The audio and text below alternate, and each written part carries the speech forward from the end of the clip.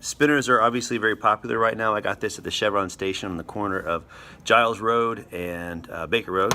So check it out, 10 bucks, really, really cool. However, the ultimate spinner, or the original spinner I should say, is this gyroscope here. Works very similar to a spinner, except it's more powerful and it can do even better tricks. What you have here is a fishing line with a loop on one end. The loop is for your finger to hold on to it. So you're going to want to get the open end that's not looped, and there's a tiny little hole right there in the as part of the gyroscope, and you're going to push it through and just gently twist it. And twist it, just wind it up. We're not tying anything, we're just winding it up. And then when it's all wound up, you're going to want to put your finger in the loop there. And when you hold the gyroscope, you don't want to hold the spinny part in the middle. You want to hold the outside and get a good, strong grip, and then pull. Now, I don't want to break it, but I want to pull it nice and fast, because when it gets to spinning, it does really cool tricks. It'll spin on your finger, pull, and then with the pencil, get the balance on the tip of a pencil for a little bit before it falls down. Pretty cool. Please don't drop it. Please be careful. Attempt number 3.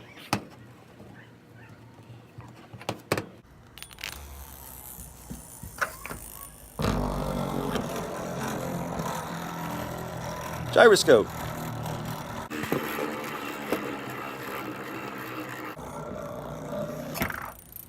Still spinning. Here we have the illusion of a virtual frog, which is actually nothing there at all. The camera really doesn't capture it nearly as well as your eyes do. Please leave the frog in there, but you can move around to different angles and see that virtual frog on top. The mirage.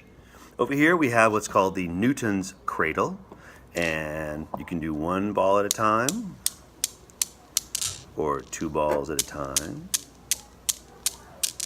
or 3 at a time. Haha. I wonder what would happen if I did 4 at a time. You have to try it and find out. For every action, there's an equal and opposite reaction. And please be careful not to tangle these. Oh, Mr. Farrell will be unhappy, and we won't be able to use this if they get tangled. So please do not lift them or tangle them. You just pull them out sideways and watch them go. 1, 2, 3, or 4 at a time. Newton's Cradle. Here we have a music box, and you can see the little pointy, spiky things there. And as it turns, you can see the little fingers move inside. Make sure you get a close look at that to see. Also, if you put this on the table and put your ear on the table, you can hear it through the table. This is the music box. If you spin it the wrong way, it doesn't make any sound. So just go the other way. Here we have another spinner, and this one seems to levitate. It seems to float in the air, and that's because it's being attracted and repelled at the same time.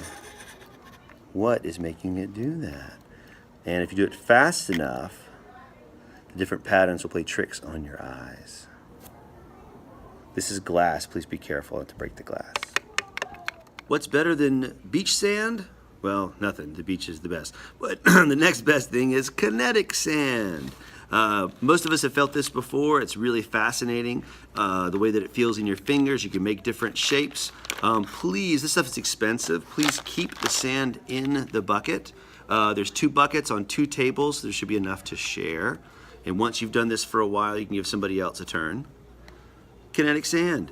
When you're done with the kinetic sand, you might find some sand on the table. We don't want to do that, but if you do, I'm going to very carefully put the bucket under the table and slide it right into the bucket there for cleanup. Please keep the kinetic sand in the bucket, not on the floor. Thank you. Here we have the plasma ball. Looks really cool. Looks like magical lightning. You're welcome to touch it. Please be careful, it is glass. If you have anything metal, some students found out that it will shock you by a little bit. We do not want that to happen. If I see anyone even pretending to put metal on this, they will be sat out. I don't want to see anybody out, so please be respectful. This is not meant to shock anyone. It doesn't hurt at all in your skin. Just don't put any metal near it. Plasma ball. Also in this plasma ball, there's a little switch down here, and the switch is not very strong. I'm afraid it's going to break, so please do not turn it on or off. We're just going to leave it the setting that it is. Thank you. Here we have the Rube Goldberg device buckets. Some of you guys have already done this twice, and that's okay. Those who have not, here's your chance for levels 2 and 3 and beyond. Rube Goldberg Device Materials Challenge. When you're done with the Rube Goldberg device buckets, please make sure that the Legos go back with the Legos, and the balls and marbles go back together, and the cars go back together, so it's nice and neat for the next class. Thank you. Here we have the marble run. The one on the red tray needs to stay the way that it is. It's already set up, ready to go, so you can use it as much as you like, but it needs to be kept together. The one on the blue tray is there to be taken apart or reassembled, disassembled, redesigned, however you like. Marble run. Yay. Here we have what's called pin art. The yellow side goes on top. You lay your hand on the top and you stand it up and turn it over. Then you stand it up and it makes an impression of your hand.